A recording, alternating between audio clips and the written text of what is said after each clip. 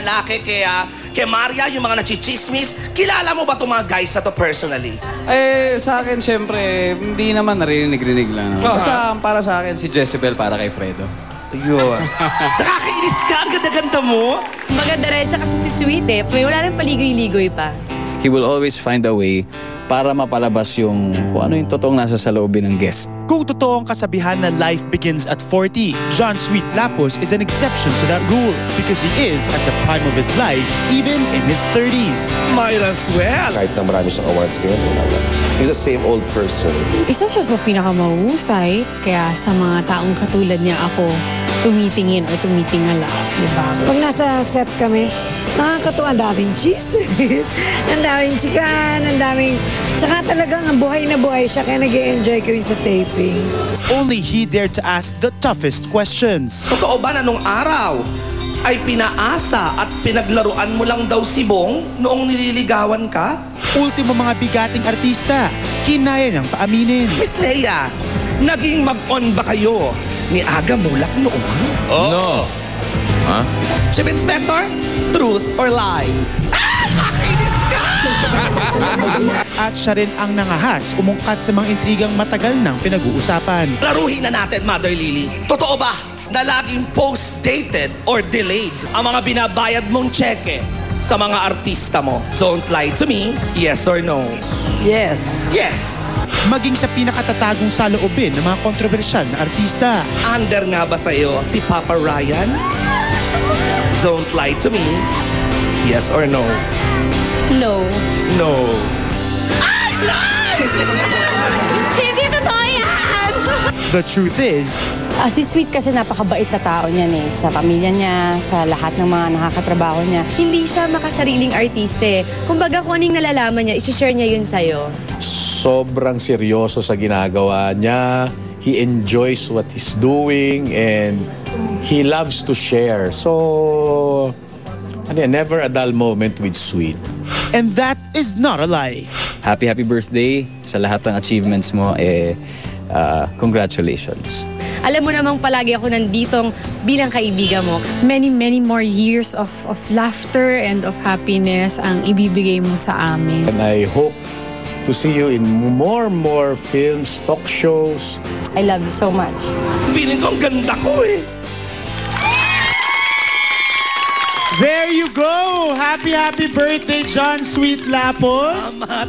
Salamat, Showbiz Central. Ayan, talagang as always, ang Showbiz Central talagang huling-huli ang kiliti ko. Alam nila kung ano ang mga bagay na nagpapasaya sa akin. At again, sa pagpatol sa aking mga adhikain sa buhay. Thank you, Showbiz Central. Sweet, gusto ko lang kitang tanongin. Nakita naman natin dun sa VTR na you have talagang interrogated some of the biggest stars in the country. Actually, halos lahat nakikita yata. ko nga, ang dami na nga. Oo, na don't lie to me. At pumayag sila dahil ikaw nga ang magtatanong. Pero for you, ano sa tingin mo yung isa sa mga pinaka-memorable talaga na don't lie to me for you? Oh my gosh. Memorable lalo na pag yung artista, honest, si Marian. Yan, Yeah. nakita nyo kanina na alam mong nagsasabi ng totoo. Tapos, at saka na-appreciate ko pag yung artista hindi tinatanong yung kung ano yung mga tanong sa kanya before the segment actually starts. Kasi may mga iba na okay lang naman, naintindihan ko naman. Ano ba yung memorable? Memorable yung ito lang, last month, muntik na akong mamatay. Hindi ako nasalo ng dancers. Hinagis nila ako. Nakalimutan yata nila ako saluhin. Baka ayaw na. Baka may galit Hindi sa'yo. ko maalam. Hindi. Ako, Sweet, I'm curious. Ano ba talaga, what do you prefer more ba? Pagka naglalay sila at nahuhuli ng lie detector? Hindi, alam mo, yung mga kaibigan ko nga, parang di ka ba nahihilo? Ano ba naman tanong yan? Oo naman. Nakita niyo ba to? Ewan ko, itong Showbiz Central, may galit yata sa akin. Dati upuan lang yan, iniikot ako. Ngayon, ayan na, roleta na. Nakakahilo siya talaga. Kaya lang, ewan ko din naman itong mga televiewers, more akong nahihilo, mas gusto nila. Lalo nag-rate. sila. Oo. Ito mga nasa studio, sumisigaw ng lie, kahit minsan truth naman yung sagot. Nakakaloka, gusto nila akong maaksidente. Hindi ko na alam kung anong gusto nilang mangyari. But you know, it's all worth it. Every time na nakikita ko yung ratings ng Showbiz Central, or especially we have a live rating natin, nakikita ko na tumataas talaga pag Don't Lie to Me nakasalang. Sabi ko, it's all worth it. So, minsan kasi sinasabi ko sa snaps, huwag nyo na kaya akong saluhin, baka lalong tumaas yung rating. Sweet, kanina sa teaser sabi may nagbanta raw ng walkout. Sino ba ito? Ako, sino ba? May mga artista ba May mga na artistang dahil sa nagbanta na katanungan bang- mo? No, may mga artista lang na parang, sabihin nyo kay Sweet, huwag itanong yung question na yun. Pero tinanong mo pa rin. In fairness naman, sinusunod ko naman. Well, although minsan pinapaglaban ko, kinakausap ko yung manager or yung handler na dapat sagutin niya to. Kasi, di ba, parang mukha naman tanga kung uupo siya tapos hindi natin tatanungin. Parang, ba't ba nag-guess? Yes. Ako lagi yan yung dilemma na, tayo, I'm sure kayong tatlo din na-experience nyo na yung, minsan kasi may artista na mag-guess siya pero hindi pwedeng tanungin yung issue. So, ba't pa nag-guess? Mukhang tanga. Our staff is telling us now na si Bianca daw. Ay, correct! There, I remember. Was ready to walk out. Si Bianca oo, yung ano nga ba yung issue Anong na yun? issue yun? I think yung ampalaya ba yun? Tama ba ako? It was not the issue. Oo. Parang ayaw niya ipatanong yung issue na yun. So hindi ko na tinanong kasi ayoko naman mag-away naman kami. Ibig sabihin, ganun na talaga ka-intense itong Don't Lie to Me na yung mga artista gusto na mag-walk out, nagagalit na, pinipersonal na. Pero at the same time, meron ka rin naman na itatanong ng diretsyo, katulad ni Mother Lily, na hindi naiinsulto. And at saka aminado naman ako, of course, galing sa writers natin yung mga tinatanong kay Stan, siya ang long time na writer ng Don't Lie to Me. Pero, minsan, nagko-contribute din ako. Stan, bakit hindi pa ganito? Ito na lang tanong natin instead na ganyan. Ganon, di ba? Sweet, sino yung guest na nung alam mong isasalang sa Don't Lie to Me, talagang parang kinabahan ka as a host? Meron bang isang memorable na parang kabadong-kabado? Siyempre, kinakabahan ako pag yung mga tipo ni Bossing, ni Vic Soto, ni Senator Bong Revilla, parang nagkamali ako ng tanong, parang dadamputin ako ng... parang dadamputin akong balot ng dyaryo, yung gano'n no? Natetense pa rin ako. So, akala ng iba mataba ako, lahat natatanong ko, no? But in reality, may mga sinisino rin ako na mga celebrities na syempre, parang it's an honor na mag-guest sila. So, kung ano man yung request nila, kung ano yung ayaw nilang itanong, so, pagbigyan naman na natin, di ba? Sa dami na ng na-interview mo at sumalang dyan sa Don't Lie to Me, sino pa yung dream mo? Ang dami! Ikaw ba, kayong tatlo, nakasalang naman na, di ba? Ako hindi pa. Hindi ka ba Jen? Hindi naman sa sobrang nervyos at alam kong sobrang nakakakabayan, hindi ako sumasalang dyan. Hindi nga kaya dapat, ako sinasabi ko naman, lahat ng artista, pag sumalang kayo dito, dapat hindi kayo kabahan. Kasi nga yung breathing pattern, yung pulse rate, yun yung sinusukat. So minsan, kahit nagsasabi ka na ng totoo, pag ninervyos ka, baka maging lie yung resulta. Ano sa tingin mo, Sweet, ang na-contribute ng segment na ito sa career mo? Ay, madami.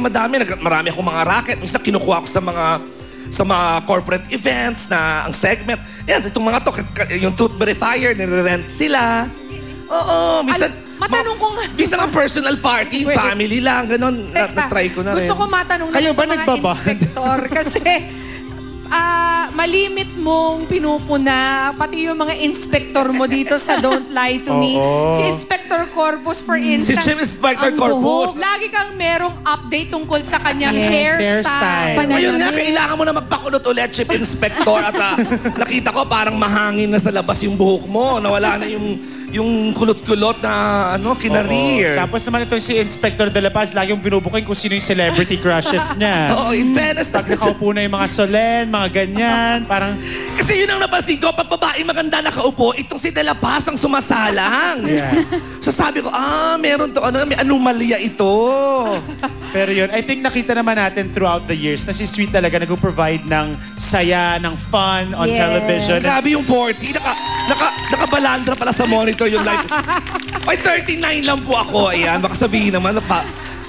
Kaya lang kailangan daw parang mga kaibigan ko, dapat sasabihin mo daw 40. Parang, kasi malas daw yung 39. Ewan ko nga ba. Okay lang, hindi naman halata.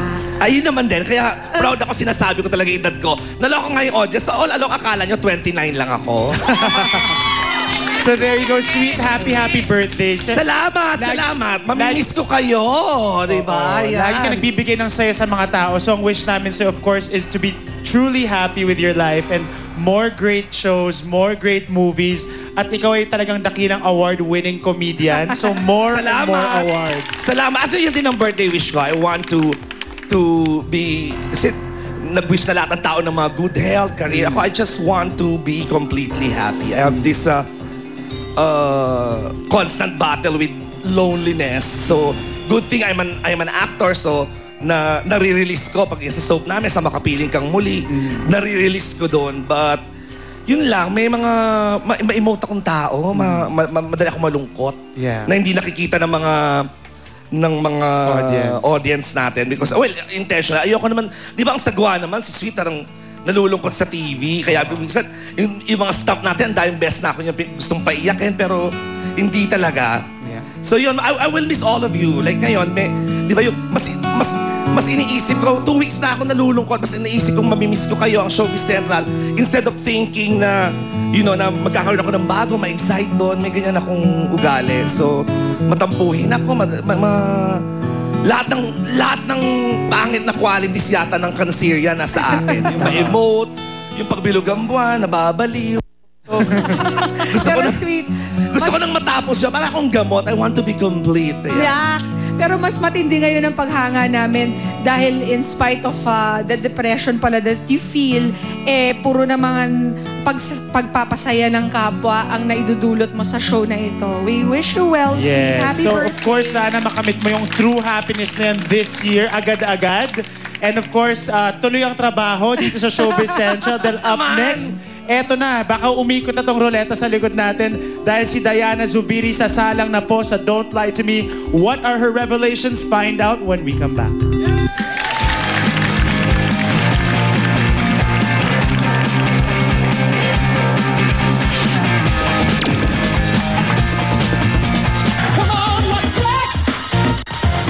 Susunod na, Young Critics Circle Best Actress Awardee Diana Zubiri. Totoong ikinasal noong naglaylo sa showbiz? Ang sagot sa Don't Lie to Me. Live na live. Susunod na. Exclusive. Sid Lucero, makaka one-on-one ang kanyang bagong leading lady na si Jenny Lynn. Live na live. At sa baby shower para sa kanya, tuluyan na bang magpapaalam si Pia Guanyo sa showbiz? Ang sagot ni Pia, live na live. Tutukan mo.